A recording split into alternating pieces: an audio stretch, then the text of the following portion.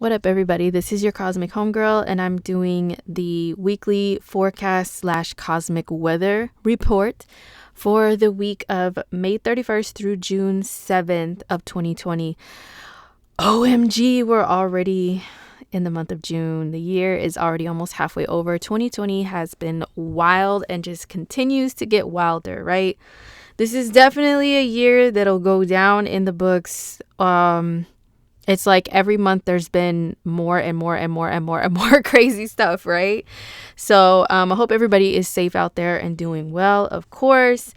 And this is going to cover the first week of June pretty much. And I do have a forecast video coming out as well for the month of June 2020. And I do have June 2020 horoscopes for each sign available on my website for purchase, which is indigomoon.astrology.com. So you can go on to the horoscopes page on my website, and you will see there's June 2020 horoscopes available. And there are eclipses this month, including this week that I'm covering, the first week of June. There's an eclipse on June 5th. There's also an eclipse at the end of the month. And we have Mercury retrograde. We have Venus retrograde. We have a lot of stuff popping. So if you want to see how that affects your sign, just go to my website and you will see each sign available for purchase. And I will send you the link once the purchase is made. So let's see what's cracking this week in particular.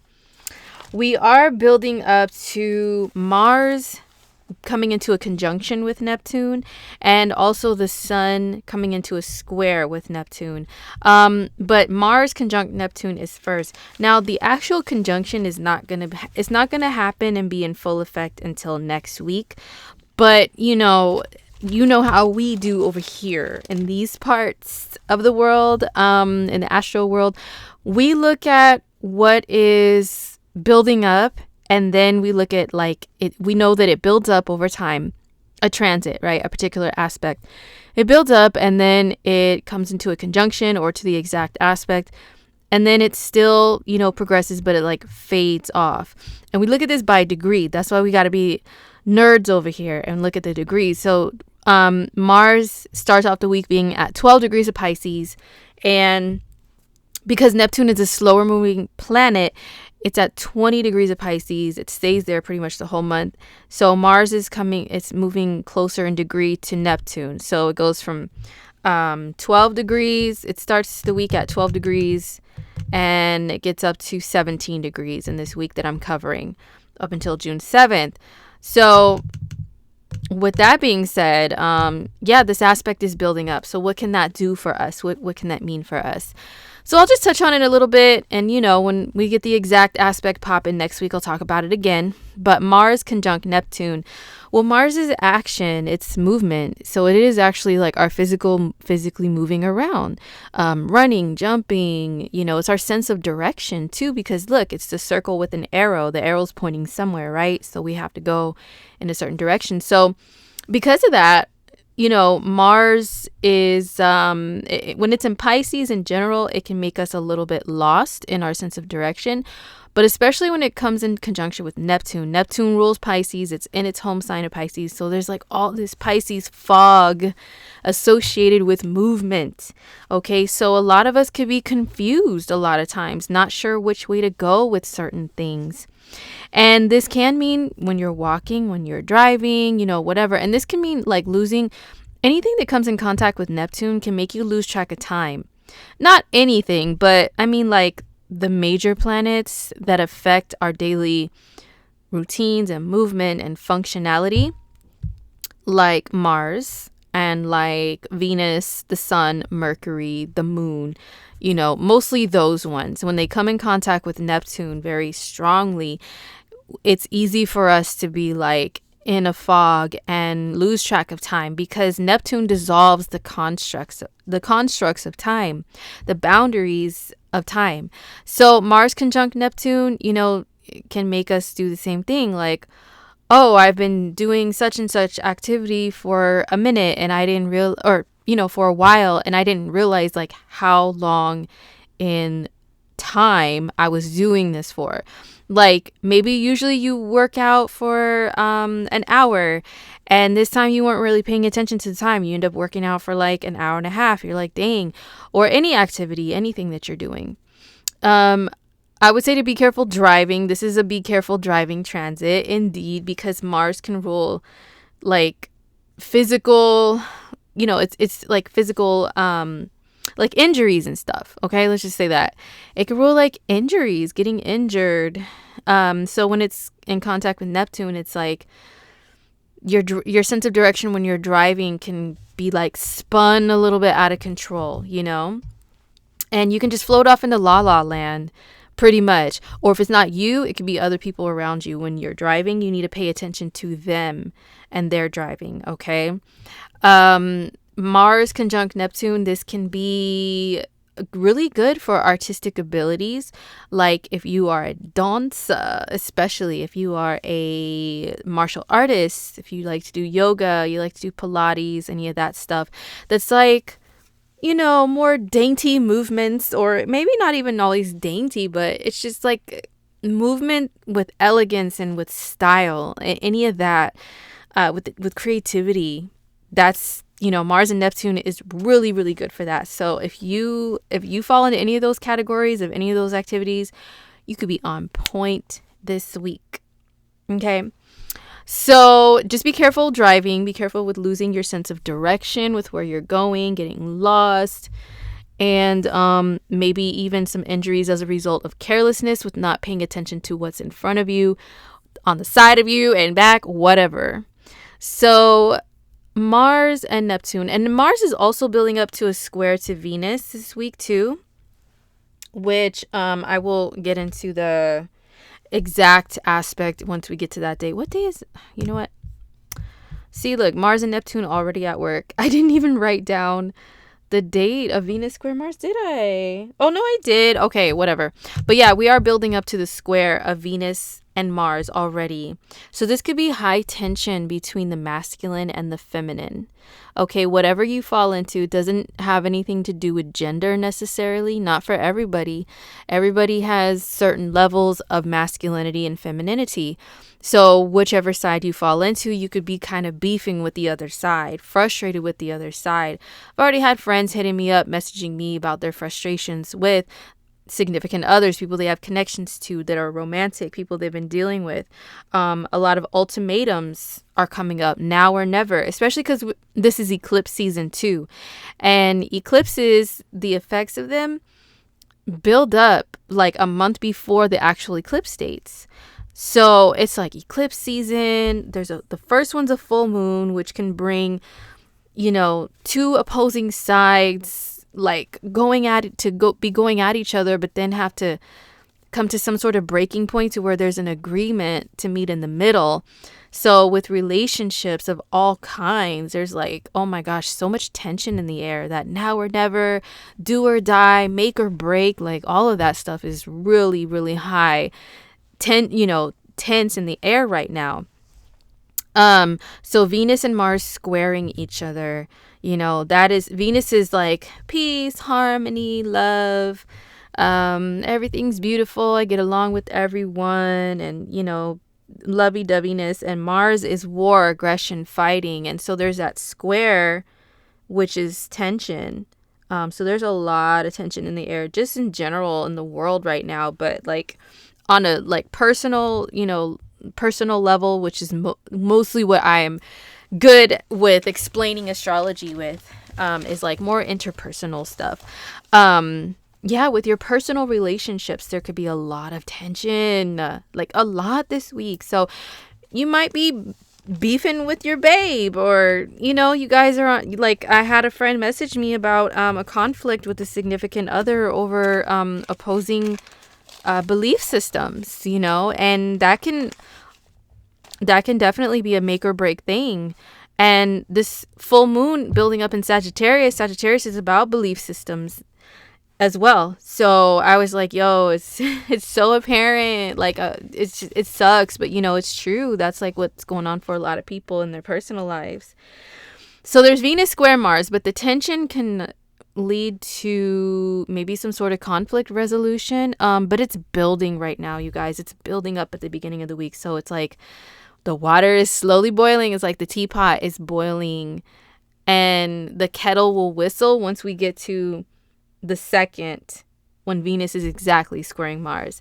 But I'll get to that in a second. But also, like I said, the sun is squaring Mars right now too. Okay. The sun is squaring Mars exactly on, let's see, will it get to an exact square? Yeah. Well, the sun is squaring Mars the whole week pretty much. It'll get to an exact square probably on the 5th, it looks like. Yeah, like the 5th and the 6th, Sun square Mars. Okay, so those are the two masculine planets in astrology. The two most masculine, the Sun and Mars. The Sun and Mars are both about power. So the Sun is like a life force, in the sky. Literally, it's a powerful life force for us here on Earth because it provides the earth with something that's essential for growth, like literally, like for grass to grow, plants to grow, food to grow, for us to grow as humans. We need that vitamin D from the sun, so we need the warmth from the sun, we need light from the sun. So yeah, it's a very powerful force that the earth depends upon. Mars is a powerful masculine energy force too. It's about aggression and pushing through and persevering and all that stuff. Like, that's Mars. So they are squaring off with each other already. So that's also why there's a lot of tension in the air in the world in general. But, in your personal life, there could be some power struggles going on, like Mars and the sun squaring off. Yeah, there could be like maybe you and someone who's an authority figure, a father figure, a strong male or just masculine energy person in your world that you're just like, you're just like irritated at, and maybe you guys could be going at it. Sun square Mars any square aspect can lead to friction and tension that leads to a resolution of some sort of conflict, though. It's not always just like, okay, there's fighting and then, okay, bye. Like, there's just going to be a fight. You're just going to be pissed off and annoyed and then that's it. Okay, bye. Like, it's not always that. It can lead to something, to a good outcome, because maybe there's things that need to be said that you're not really saying to one another in your life, And so maybe it's like, okay, look, I'm usually a peaceful person, but I have something to tell you. This has been bothering me, blah, blah, blah, blah, blah. It could be about demanding respect in some sort of way too.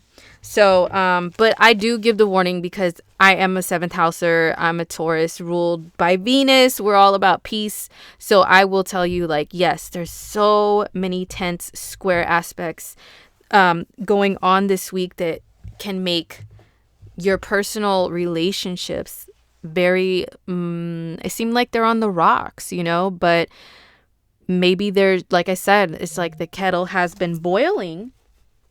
Maybe the kettle has been boiling, but now you are like maybe the kettle has been boiling and then now it's like about to whistle. The teapot is whistling this week, man. It really is. Okay, but maybe it needs to be like that in order for your frustrations to be heard, and then maybe whomever you're expressing them to can be like, oh, okay, I get it. You know what, I'm glad you finally said something. Maybe we can fix it such and such yada yada way. Okay. And the sun is also building up to a square to Neptune this week, but that's more later in the week. It's not going to be exact this week, but it is building up though. Yeah, because we're into this with June. Okay. Yeah, so the sun is building up to its square. It's going to keep having a square to Mars, but also a square to Neptune. Sun square Neptune, and also square Mars at the same time. I would say, to me, that equals like blind faith, like jumping after things blindly, maybe struggling with power and authority in your world somewhere, represented by someone, and or this could be inner conflict, and then you just want to say, you know what, I'm going to go in my own direction, but maybe you don't get all the facts and details. You just want to jump. Mars and Neptune together can do that, and then square the sun is like, I don't know, maybe you could be fighting with like a parental figure or a boss figure or authorities of some sort. Yeah, but you need to be careful of what you're doing, because there can be like confusion in the mix. And like I said, you could just go in a direction when you don't even know if the path is clear for you, just like, okay, I'm just gonna go wee, and then, oh, whoops, I didn't know that there was this lurking behind the shadows of the fog of the darkness, and I didn't know that there was this lurking on this side, and oh my gosh, I just kind of got here somehow, yeah. So just be careful with that. The sun there's a lot of squares this week, you guys, and they're already building up, which is very evident, but this coming week, yeah, especially, they're like, ooh, they're really getting tense and close in degree. As you can see, sun square Mars here is 17 degrees. Day before that, they're both at 16. Look, exact, they're gonna be exact. Well, this is Pacific time in the US, so like 1 p.m. Pacific US time, June 6th, you can see like the sun and Mars are exactly squared, 1633 and 1633 of Pisces and Gemini. So yeah, just be aware of that day, especially the 6th. But see, look, I'm already Mars and Pisces, like this fish is just swimming back and forth. I'm supposed to go in date order, but there's just like a lot of squares, a lot of stuff to cover in here. So anyway, let me go back to the 31st. Besides the squares that are building up this week, what's going on in date order for the rest of the week? So we have the moon in Libra from the 31st through the 2nd of June. So moon in Libra days, as I explained with last week's forecast, are days to where maybe you want to partner up with people and sort of, instead of just doing your own thing, maybe you want some company. Maybe you want somebody to run with you to the store or to whatever whatever errands that you have to run. Maybe you want somebody to just kind of like roll with you and be your partner, your sidekick, your road dog. What's funny? I noticed that some people say roll dog. I could swear that it's road dog. Like, you get on the road, like get on a road trip, and then you've got like somebody with you to roll with you.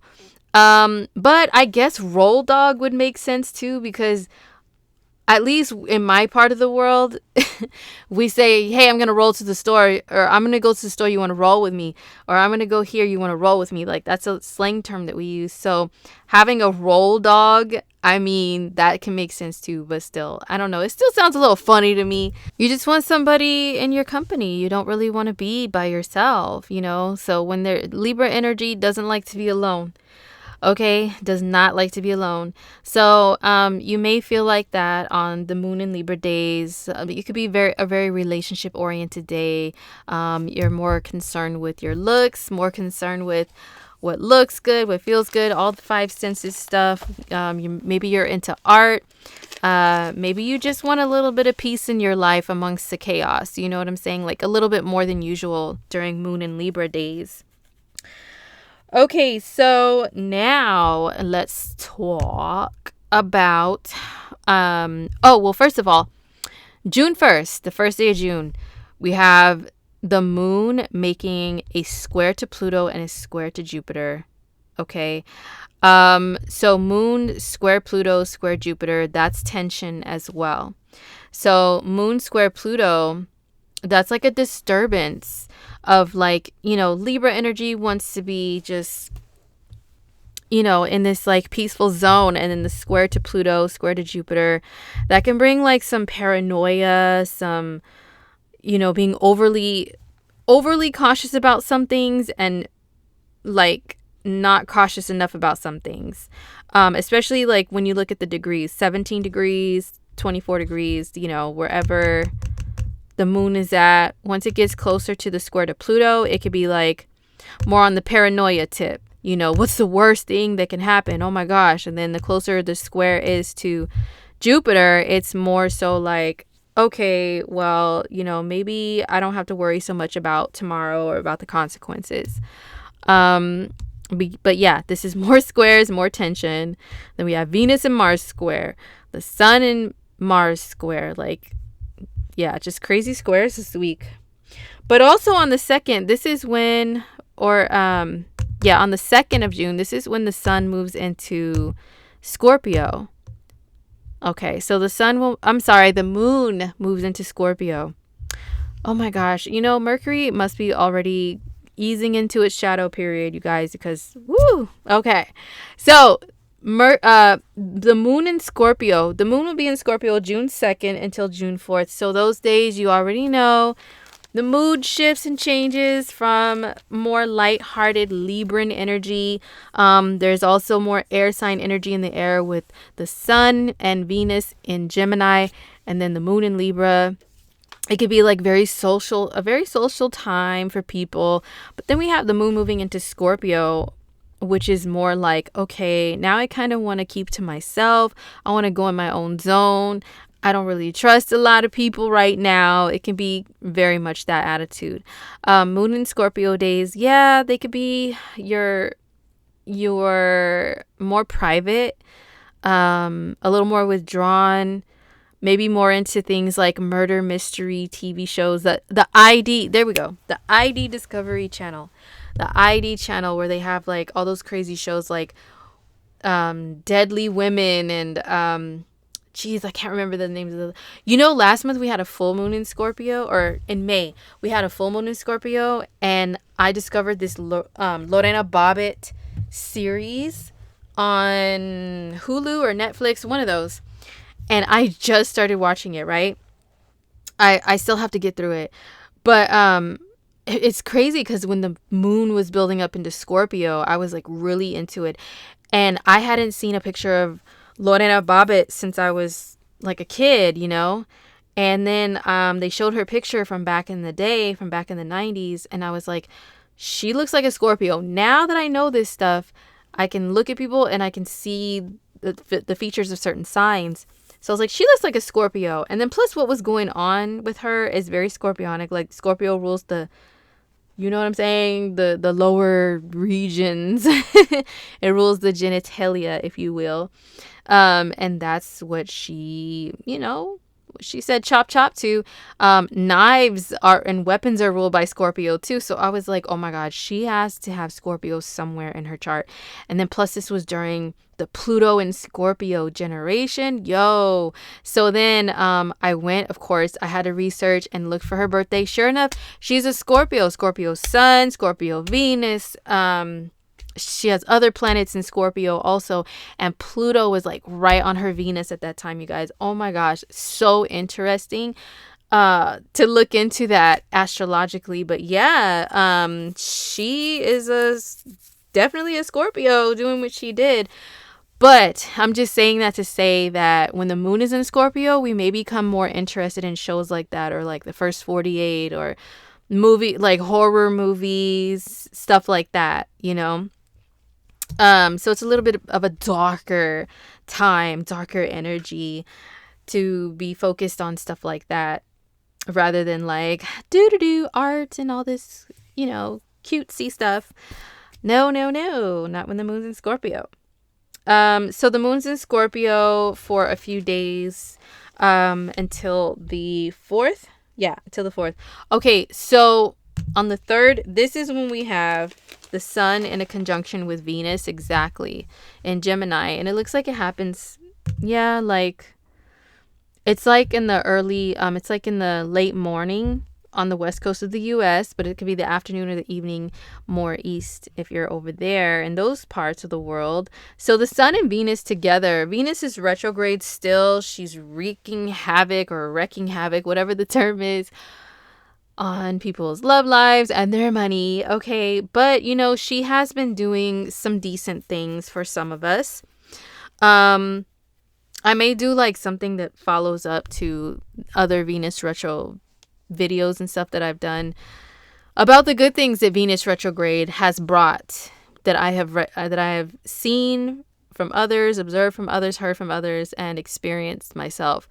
Really, a lot of things about going within and about Venusian energy, whether you are male, female, whatever. Like, Venus rules a lot of different things in our worlds, and going within and rediscovering those things, and things about yourself has been quite the heavy theme with Venus retrograde. It's not just only like, oh, love sucks and money is crazy. It's not just that. Those are like the typical things that we talk about. So of course I'll be sarcastic and throw a little joke out here and there about those. But there's other things that Venus retro has brought as well. That's not too bad. Retrograde planets can bring like a lot of lessons and stuff like that. You really take a different look from a different perspective of a lot of things in your life when there's retrograde planets. So that's definitely what Venus retro has been doing. But we'll talk more about her later. The Sun and Venus are together on June 3rd. Some other forms of astrology say that this is like a bad omen, like the Sun burns Venus, burns Venusian energy, so it cannot be seen. It's blinded away we're blinded from Venus by the Sun.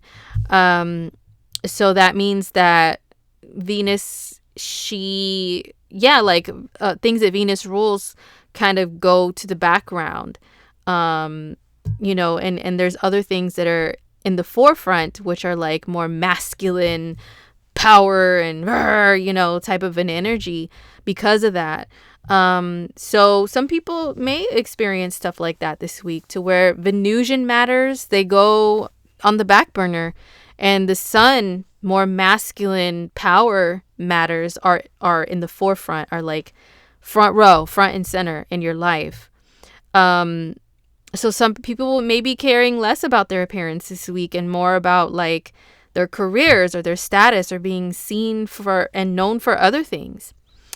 But the Sun and Venus together, for some belief systems say Venusian things kind of disappear, and some say that the Sun shines a spotlight on Venus.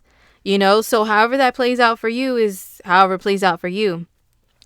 But they will be together on this day. And maybe Venus can soften the Sun. We'll have to see how it plays out. I'm honestly still kind of on the fence about these type of conjunctions, because one of my greatest teachers, main teachers, goes by an old school, like more traditional Eastern astrology belief with this, that like the Sun burns Venus, but sometimes I've seen the opposite happen. So we'll just see how it plays out. How does it play out in your world? Just gotta wait and see. But these two planets are working together some sort of way on the 3rd. But remember, they're both squaring Mars and Neptune. It's just crazy. All right, so we do have on the 4th, this is when the moon moves into Sagittarius. Okay, so June 4th, the moon switches into Sag. This is a different attitude. It is more, don't worry, be happy. Don't worry about the consequences. If you believe that you can achieve something, just go for it. Just do it. Don't look back. Don't look too far ahead. Just jump and fly and soar. That is Sagittarius right there. The moon in Sag days, people tend to be a little bit more like they spend more money. They may not have much of a boundary with things, because Sag is ruled by Jupiter. Jupiter is like boundless and just really goes after things that they want, that they desire. And like I said, they don't really think too much about the consequences very often. So moon in Sag days could be good for just having it's an uplifting spirit. It's uplifting to your spirit when the moon switches into Sagittarius out of Scorpio, let me tell you. Especially if you are a Scorpio, anything in your chart, once the moon moves out of this, it's like you're brooding and you're like, leave me alone, and you're draped in your black cloak of darkness, or you're in your room under your covers, like with just one eyeball peeping out, like, I don't trust anyone in this world, leave me alone. I have my headphones on, I'm listening to my emo music. And then once the moon goes into Sagittarius, it's like, Okay, hey world, it's me. Let me hop out of this bed. Look, the sun is shining, the birds are chirping. I'm so grateful to breathe air. And you're just like twirling around outside in the grass, not giving a shit, okay? So, Moon and Sag days, the attitude does change. Um, these are days to where they are good for travel if that's something that you are able to do right now. They are good days for exploring even things within your own world. It doesn't have to be like, oh, you travel somewhere super far. It's good for exploring your personal world. Like, maybe you go on a walk and you walk the same trail in your neighborhood every day, but maybe you want to go for a walk that's like at a park that's down the road. You know, it could be something as small as that. You just feel more adventurous on these days. Like you just want to try new things too. So Moon and Sag days are good for like reading a lot and retaining a lot of information, like a ton of information. Like we have Gemini energy in the mix right now, right? Gemini energy is about just skimming through articles, whether that's newspaper or magazine, which not many people still read, but you know, that's just an example. Or even like an article online, like a blog, like you're just skimming through it. You grab like a word here, word there, word here, word there, just enough to be able to grasp the concept of what someone is talking about or written about. But not like fully read every single word. Sagittarius energy is about reading every single word and taking it all in, okay? So that's the difference between these two sides. And the moon is full when it's in Sagittarius, coming up on this eclipse in Sag on June 5th. So yeah, it looks to be like, okay, so it's around like noon Pacific time in the US. So like in the middle of the day that there's that Sag eclipse, Friday, June 5th. Okay. So, a couple things with this eclipse. Like I said, both these sides are about information, they're about knowledge, and they're about beliefs. Like, do you believe just by grabbing a word here, word there, word here, word there? It's like, okay, I know just enough so that if anybody asks me about blah, blah, blah, I can regurgitate a couple words and make it sound like and seem like I know it on a deep level. But on a deep level, I actually don't know. But I kind of know a little thing or two about it. Versus Sag, which is, look, I read the front, the back, the middle, the freaking table of contents. I read the little dedication on the cover of the book. I've read the backstory behind the book being written. I read all about the author and their life story. I know everything about this topic or this thing, right? That's what Sagittarius is about. And both signs could be about like what's true and what's not, and then they both have an intense square to Mars in Pisces, and then also a square to Neptune in Pisces, and then Venus is in the mix too. Holy moly, this is just a really crazy week. This eclipse building up. For a lot of people, it is about truth. That could be like in what they believe in on a broad scale, you know, or just within their own personal lives, like maybe something or someone they truly believed in, something they believed for a long time is being tested and is being questioned.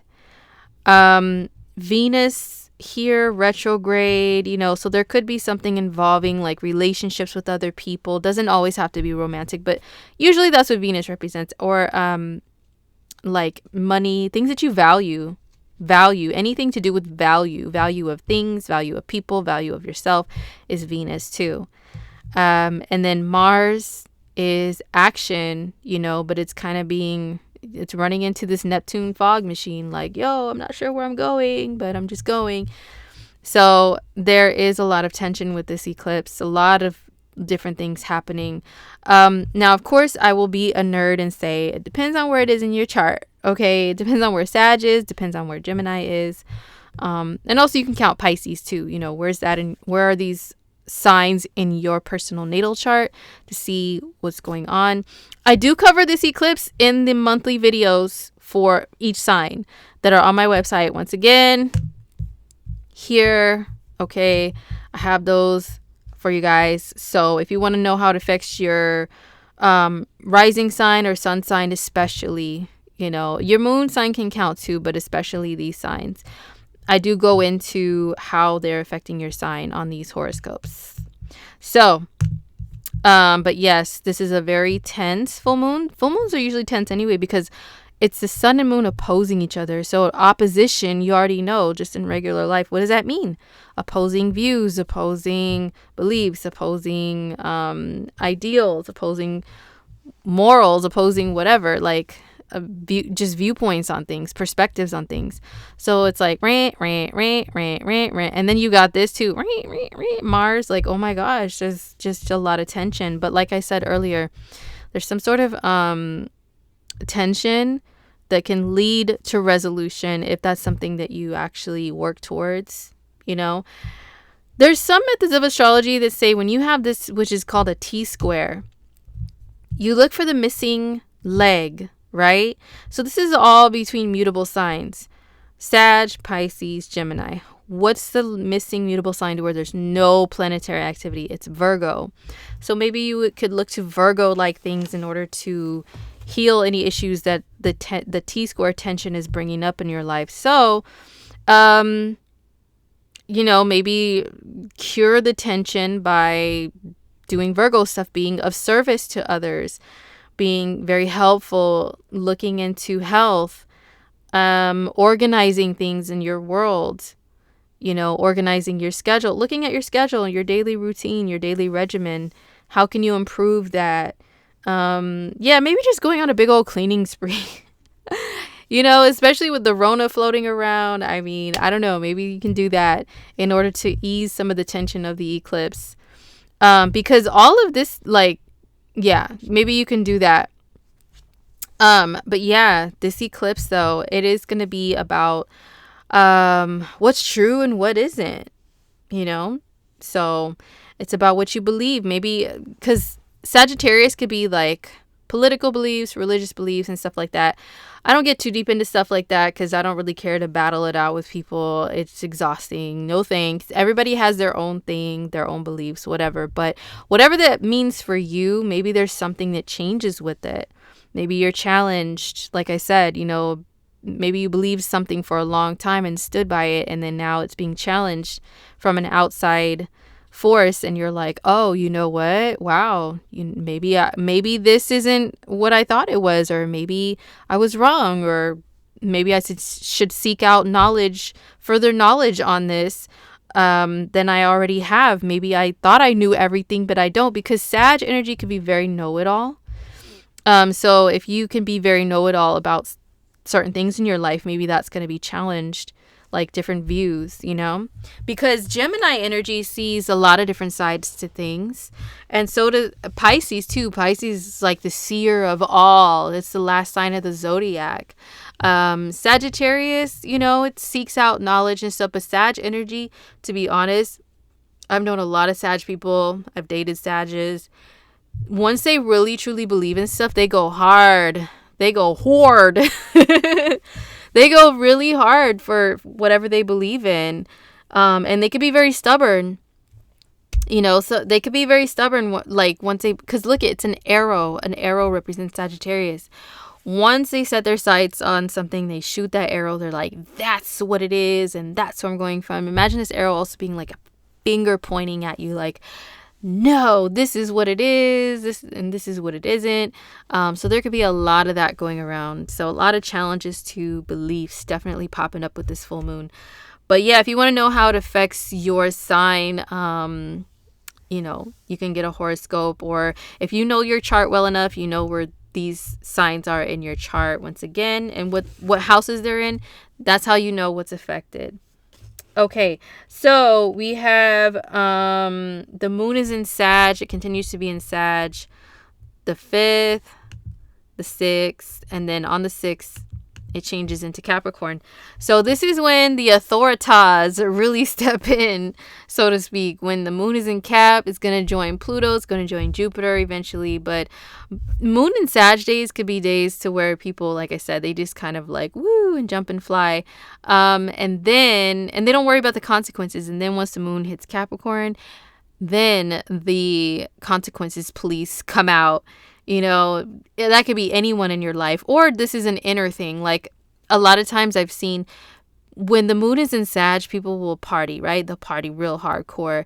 They'll spend money. Oh yeah, another round of drinks for everyone. Woo, who cares? Yay. And then the next day when the moon is in Cap, they look at their bank account and they're like, holy moly, like what in the world was I doing? I was doing way too much. I was doing the absolute beyond the most under that Sag moon. So then the moon in Cap, that's your inner authority figure stepping in and being like, yo, like, woo, we need to kind of calm down. We need to, we still have bills to pay. We have responsibilities.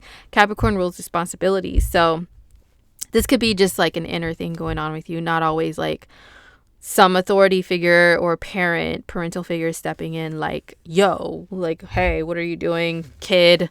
It's not always that, but sometimes it can be. But the moon in Capricorn days are ones to where we do try to get our lives together a little bit better. And we think about our goals, especially long-term goals, especially like business goals, stuff like that. So moon in Cap days are a lot more serious than moon in Sag days. So the moon is in Cap the rest of the weekend. From the 6th to the 7th, it's going to stay there.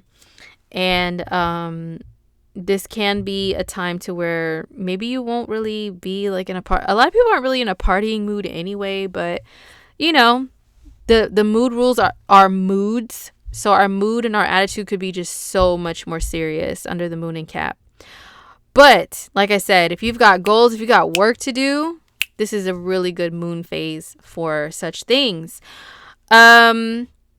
What else with the moon in Cap? Yeah, you could be a little more bossier than usual. If you are an authority figure, whether it with your job, with your hobbies, with whatever you're involved in, or in your family life, your personal life, you're going to be stepping in and being like, left, right, left, get on up, forward march. Kids, get up and clean the house, okay? Like my dad, his Saturn was in Capricorn. I don't know if he had any other Cap in his chart. I still need to get his birth certificate. But I'm sure he did because he was in the military.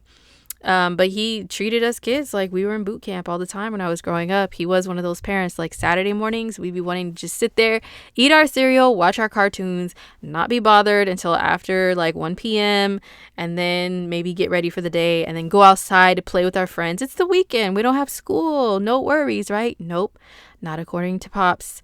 It was you get up. Hey, what are you doing? This house is dirty. Oh my God, this is gross. You need to clean this up. Oh, this laundry has to be done. Hey, clean up all that dog shit in the backyard. What are you guys doing sitting around? No, watching cartoons. You turn off the TV.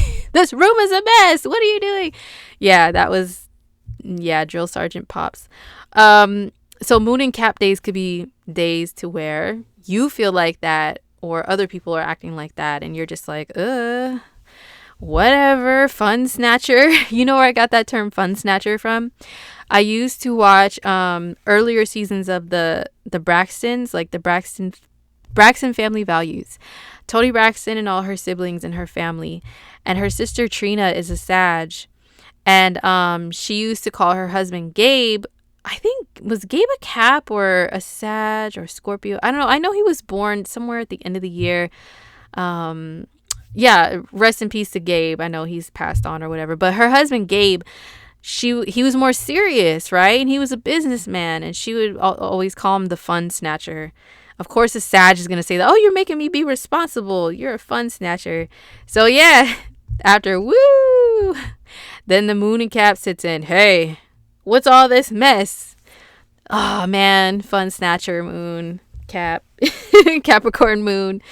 So, anyway, that's what's going on this week, you guys, from and then of course the 7th, the moon is still in Capricorn. The 7th, the moon is in Cap all day. It will eventually come in contact with kind of come in contact with Pluto and Jupiter, but that's more like the following day. But I'm only covering through the 7th. But yeah. So anyhow, that's it for the week. The first week of June, the last day of May of 2020. And I really hope you guys have a good week. Once again, I hope everybody's staying safe out there in the madness of the world. And don't forget, I will be putting out a June video that covers the whole month of June. Generally, what's going on in the sky. What's the weather like? What's the vibe of the whole month of June? And don't forget about the horoscopes for June for each sign that I have on my website, indigomoonAstrology.com/horoscopes. You can find the link in the description box. Oh, and I also have the 2020 horoscopes too, you guys. Because the year is halfway over, I still have them up and still have them available, but I chopped the price down like significantly. I chopped it in half. So I will still be covering. We still have Mercury. We have the eclipses here in June, and we also have an eclipse in July. We have eclipses in December. We have Mercury retrograde this summer. We have another one, Mercury retrograde in the fall in Scorpio.